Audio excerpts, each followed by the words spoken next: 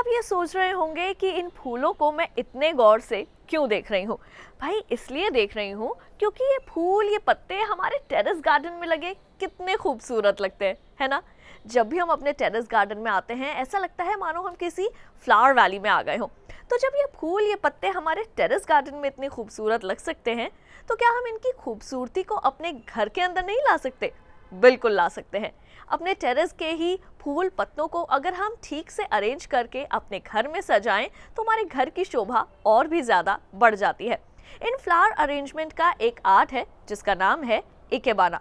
अब इकेबाना के बारे में ज़्यादा नॉलेज मुझे तो नहीं है, इसलिए हम आए हैं एक ऐसे ही टेरेस गार्डन में जहां हम इकेबाना के बारे में ज़्यादा जानकारी हासिल करेंगे। तो छत पर बागवानी कार्यक्रम के एक और नए एपिसोड में आप सभी का फिर से स्वागत है।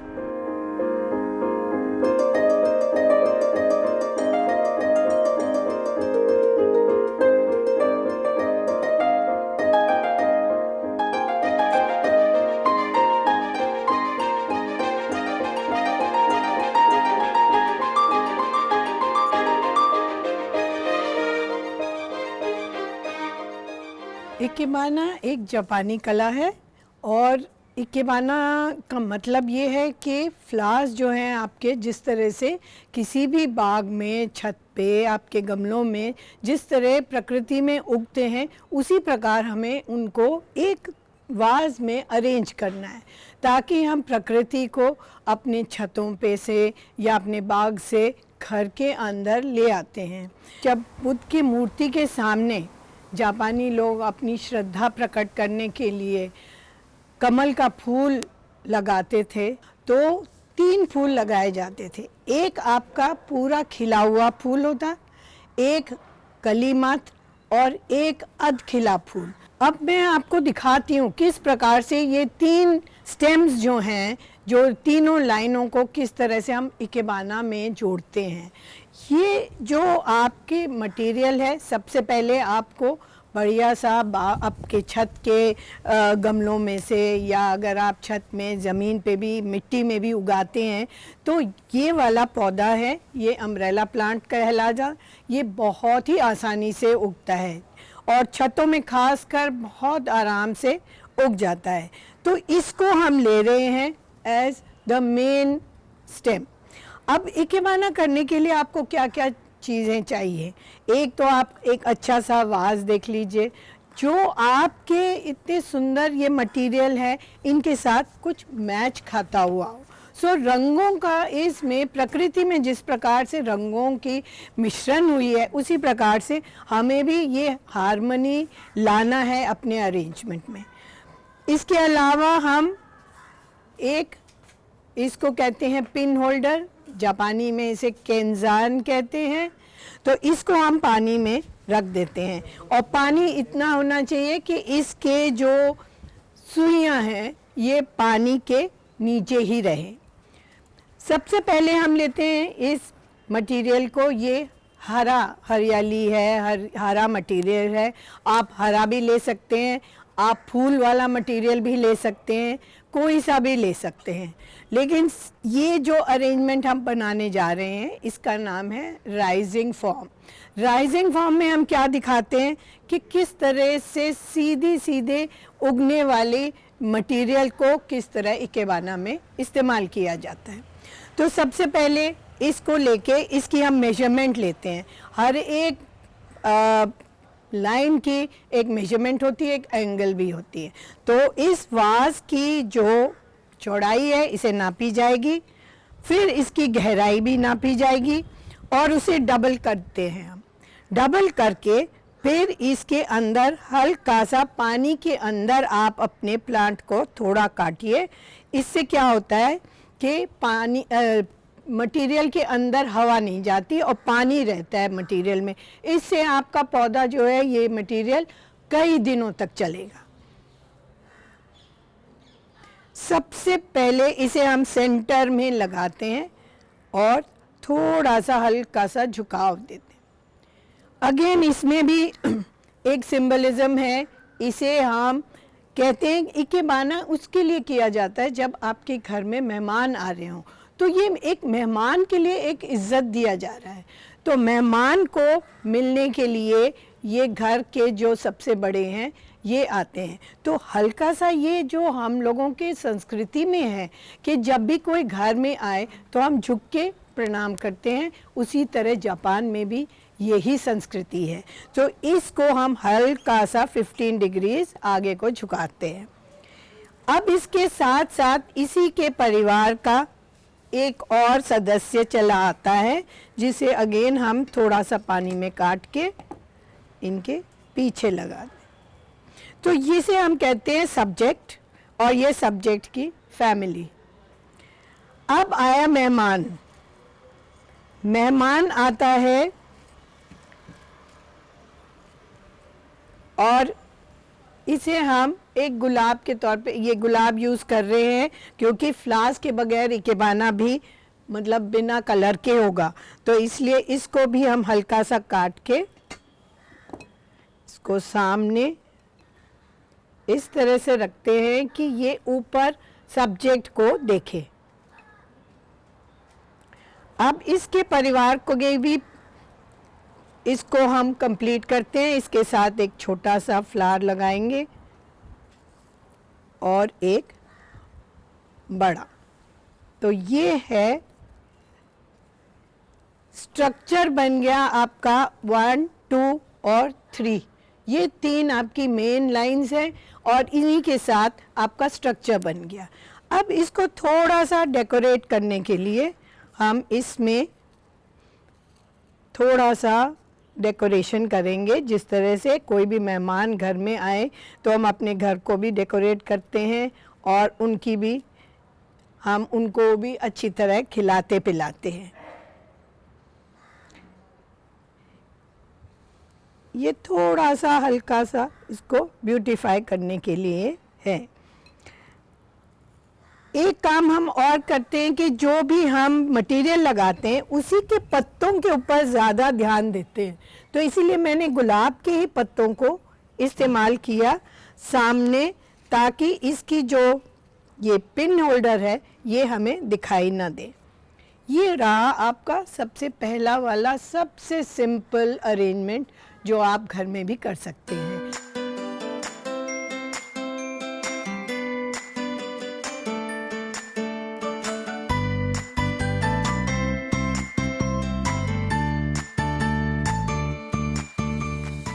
आप जब भी अपने बाग से काटते हैं, काट के लाने पे आप सबसे पहले इसे काट के नीचे की जो डंडी है इसे दोबारा से अच्छी तरह से काट के कुचल के अच्छी तरह पानी में छोड़ दीजिए। कुछ 5-10 मिनट जब तक पौधा अपना पूरी तरह पानी पी ले तब तक आप इसको पानी में ही रहने दीजिए। फिर इसके बाद आप इस्तेमाल करें। ये मॉन्स्टेरा के पत्ते हैं, ये इकेबाना में बहुत पॉपुलर हैं, बहुत प्रिय है लोगों को, लेकिन ये मुश्किल भी है। कई दफ़े हमें ऐसा मटेरियल भी मिलता है जिसमें इस तरह की गांठ होती हैं। ये गांठ आप पिन होल्डर में लगाने की कोशिश करेंगे तो ये टिकता नहीं है। तो इसको हम इस तरह के, ये कबाब स्टिक्स हैं जो एक तरफ से पॉइंटेड हैं और दूसरी तरफ से फ्लैट हैं। ऐसे वाले जो आपके कबाब स्टिक्स हैं ये आराम से इसके अंदर चली जाती हैं। अब जाने के बाद अब आप इसको जितनी लंबाई आपको चाहिए उतनी काट के इसको पिन होल्डर में लगा के जैसे भी आप चाहें इसको स्लांट कर सकते हैं। अब हम इसको यहाँ लगाते हैं। ये एस्पैरागस है, मायरी, ये बहुत पॉपुलर है इकेबाना में। ये पिन होल्डर को छिपाने में बहुत मदद करता है और नेचुरल चीज़ भी है, तो इससे आपके अरेंजमेंट में एक नया टेक्सचर आ जाता है।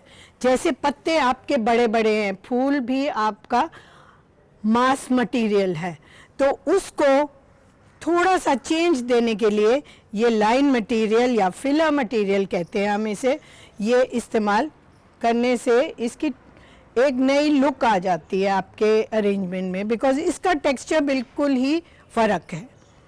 ये बहुत ही सुंदर सा पत्ता है और संचेजिया नोबिलिस, और इसको एक नया कलर देने के लिए, to add a little bit more colour अपने अरेंजमेंट में हम इसको यूज़ कर सकते हैं।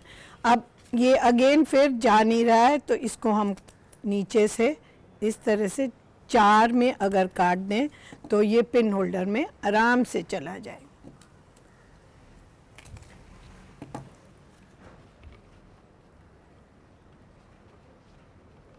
अगर आपको डिफ़िकल्टी होती है इसको अंदर डालने में, तो ये डबल भी किया जा सकता है, तोड़ के डबल करके फिर आप इसको इंसर्ट करें तो भी ये आराम से टिक जाता है।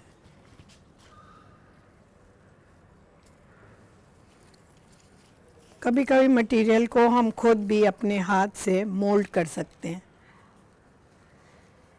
ताकि उसकी शेप थोड़ी सी एंगल, देखिए ये बदल गई है इसकी एंगल।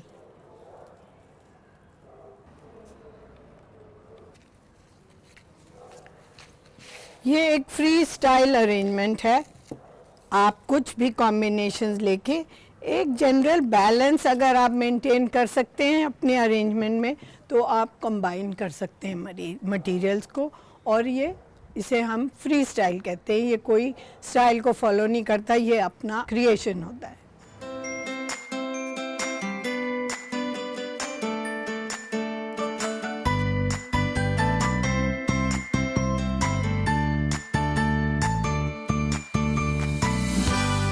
तो एक छोटे से बाउल या ट्रे में किस तरह आप प्रकृति को समेट अपने घर के अंदर सजा सकते हैं, अभी आपने उसके बारे में जाना।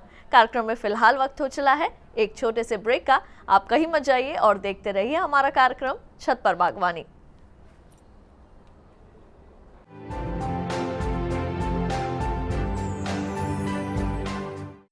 हर गांव पर नजर, हर तकनीक पर पकड़, खबर मौसम की हो या हो हाट बाजार, दिखाएंगे देश की प्रमुख हलचल और खेती किसानी से जुड़ी हर बात। देखिए किसान समाचार रोजाना दोपहर 1:30 पर और शाम 7 बजे।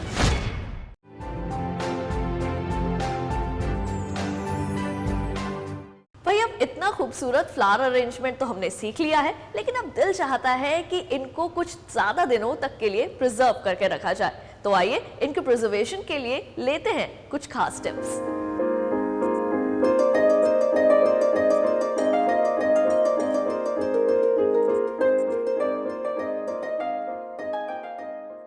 इकेबाना के अरेंजमेंट को यदि हम चाहें कि वो कई दिन चले, तो हमें अपने मटेरियल को प्रिजर्व करने के भी तरीके आने चाहिए।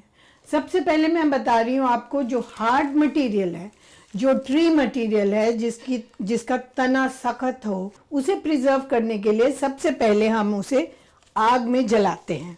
पत्तों को बचाने के लिए आप अपने पत्तों को सारे को ऊपर को हाथ रख के बचा लीजिए या अखबार से लपेट लीजिए।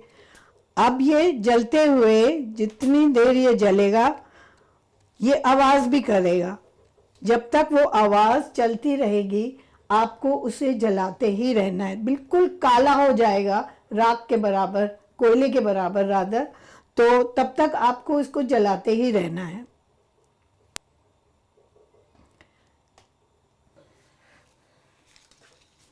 ये देखिए एकदम काला हो गया है। अब एकदम से इसे पानी में डाल दीजिए। ये डेलिया है। डेलिया का आप देखेंगे स्टेम हॉलो है। सो जो भी आपको फूल मिले जिनमें स्टेम हॉलो हो, तो उसको बचाने का तरीका एक है कि इसे बॉइलिंग वाटर में, उबलते हुए पानी में रख दीजिए। अगेन फिर से धुएं से और इसकी जो स्टीम है उससे बचाने के लिए आप अपने पौधे, अपने फूल को अखबार से भी लपेट सकते हैं या अपने हाथ से भी बचाव कर सकते हैं। अब ये डेलिया कई दिन तक चलेगा। एक तीसरा तरीका है, हमने इस ग्लास में स्पिरिट लिया है, जो नॉर्मली आपको किसी केमिस्ट के पास से भी स्पिरिट मिल जाता है। इस स्पिरिट में आप कोई भी फूल जो गार्डन से काटा हुआ हो उसको इसमें 1 मिनट के लिए भिगो दीजिए, डुबो दीजिए। थोड़ी देर के बाद ठंडे पानी में रख दीजिए और आपको अपने अरेंजमेंट को 2 से 3 दिन तक बिल्कुल चेंज करने की ज़रूरत नहीं है।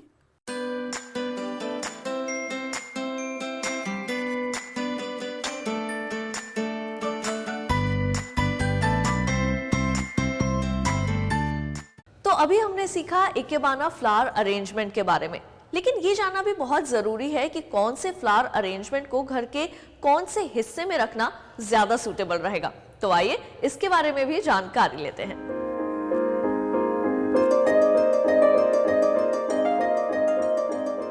ये एक स्पेशल अरेंजमेंट बनाया है जो पार्टीज़ के लिए, जिसे मैं एक वेलकम अरेंजमेंट कहती हूँ।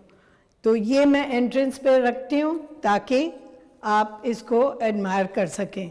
इसमें जो मटेरियल है, अगेन फैन पाम यूज़ किया गया है। ये फैन पाम भी गमलों में से ही काटा है मैंने। ये ब्लीच्ड मटेरियल है इसी फैन पाम का। अगेन आप जहाँ मर्जी आप इसे ब्लीच करके अपने घर में रख सकते हैं। और वैसे ही ये फर्न, ये भी ब्लीच्ड है और फिर इसके बाद इसको चुकंदर के पानी में डाई किया गया है। सो ये आपको एक डिफरेंट कलर देता है। इस अरेंजमेंट में आप देखेंगे मैंने फूल नहीं लगाए, सिर्फ स्ट्रक्चर लीव्स के साथ ही उनकी ब्यूटी दिखाने के लिए हमने ये दोनों ग्रीन, वाइट और रेड से ही ये अरेंजमेंट बनाया है। सो आप कुछ भी ड्राइड मटेरियल के साथ भी अरेंजमेंट्स कर सकते हैं। हर बारी फूल ही लगाना ज़रूरी नहीं है, लेकिन कुछ तो इसमें लाइव मटेरियल होना चाहिए। जैसे ये पत्ते ग्रीन हैं, फ्रेश हैं, तो इनको हमने इस्तेमाल किया है, तो फिर वो नेचुरल लगता है। थोड़े से एस्पैरेगस को ग्रीननेस देने के लिए, और एक इसको फिलर मटेरियल कहते हैं, जिससे हम अरेंजमेंट्स में गैप्स को भरने के लिए यूज़ करते हैं।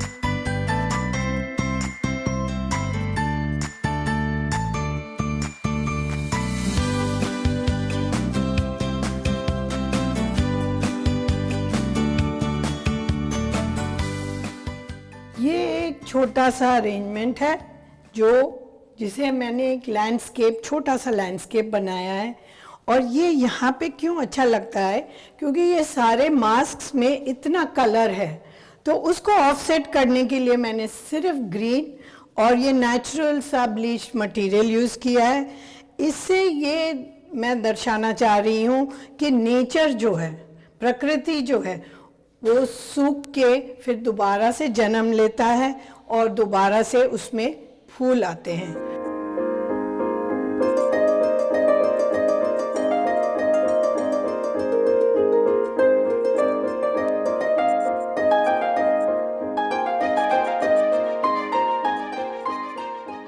इस वाले कंसोल के लिए इस तरह का अरेंजमेंट, जिसे हम अपराइट स्टाइल कहते हैं, ये बहुत ही अच्छा लगता है। वो इसलिए क्योंकि ये सारा फ्रंट साइडेड है, इसमें पीछे आपको कोई विजुअल कुछ इम्पैक्ट नहीं है, तो इसलिए हम इसको एक किसी भी दीवार या किसी फोटो के अगेंस्ट लगाते हैं ताकि इसकी ब्यूटी आपको सामने से ही सुंदर लगे।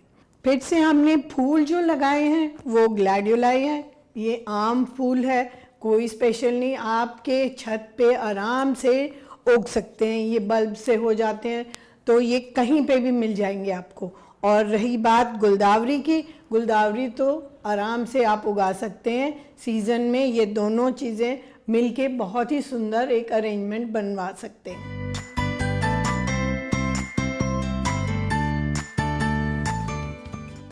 अब ये जो अरेंजमेंट मैं दिखा रही हूँ, ये है मवारू कहते हैं इसे, और ये एक कॉफ़ी टेबल के हिसाब से ही बनाया गया ताकि इसकी विजन जो है ये ऊपर से ही दिखाई देती है, और ये सर्कुलर फॉर्म है और इसमें सर्कुलर वे में ही ये मटेरियल सारा अरेंज किया जाता है। इसमें वो मटेरियल रखा जाता है, लगाया जाता है, जिसके अंदर उसके स्टेम में एक फ्लो हो। तो जो आप देख रहे हैं एंथूरियम्स में, इनके अपने आप में ही एक बहुत अच्छा सा एक एंगल है जिसमें वो फ्लोइंग मटेरियल दिखाई देता है। तो ऐसे मटेरियल को ही हम यूज़ करते हैं इसमें, और इसका बेस जो है वो हमेशा हरा होना चाहिए, और छोटे छोटे फूल थोड़ा सा कलर कॉम्बिनेशन को कंट्रास्ट में लाने के लिए छोटे छोटे फूल दिखाई देते हैं। आप सोचेंगे इस वाले में मैंने क्यों नहीं फूल लगाया, बिकॉज ये स्पेस को डोनेट करता है। Space is part of the arrangement.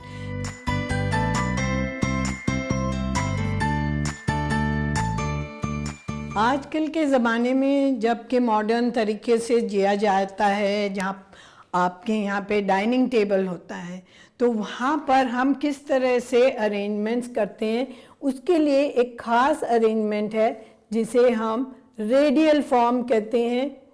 और ये अरेंजमेंट कभी भी आपके एल्बो से ऊंचा नहीं होना चाहिए।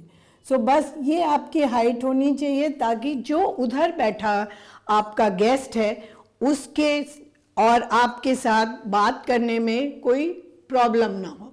तो इसलिए इनको हम इसी तरह लो अरेंजमेंट्स बनाते हैं। इस अरेंजमेंट में आप वो मटेरियल यूज़ करेंगे जो नीचे को ढलकता हो, जैसे क्रीपर मटेरियल। ये देखिए, ये हमारा डेला है। डेला जो है ये नीचे को ही झुकता है। तो ऐसे मटेरियल के साथ अगर हम लो अरेंजमेंट बनाएं तो ये आराम से आप इसको भी बाग में अपने छत पे उगा सकते हैं। क्रीपर मटेरियल आप एक ऐड कर लीजिए आपके और सब क्रीपर्स के साथ। डेला तो बहुत ही सुंदर मटेरियल है क्योंकि इसमें फूल बहुत सुंदर निकलते हैं। बाकी ये हमारे लिलीज हैं, लिलियम्स, जो हम बल्ब्स लगा के भी अपने छतों पे उगा सकते हैं। इसके अलावा ये जो मटेरियल है लिमोनियम, इसको हम ड्राई मटेरियल की तरह भी यूज़ कर सकते हैं। यदि आप ये कहीं से ले भी आएँ पहाड़ों पे से या कहीं से, इसको आप अपने घर में बिना पानी के रखेंगे तो कुछ दिनों बाद ये सूख जाता है और इसे ऐसे भी इस्तेमाल किया जा सकता है।